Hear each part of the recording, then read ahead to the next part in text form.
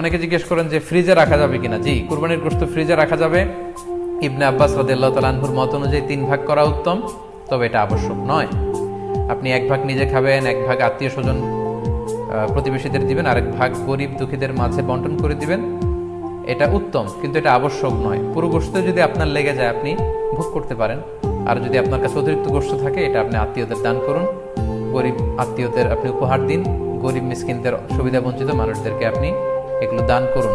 কারণ সূরাতুল হজ্জের 28 নম্বর আয়াতে আল্লাহ তাআলা বলেছেন, ফাকুলু মিনহা ওয়া আত'ইমুল বাঈসাল ফাকির। তোমরা কুরবানির এই গোশত নিজেরাও খাও এবং অভাবী লোকদেরকে দাও।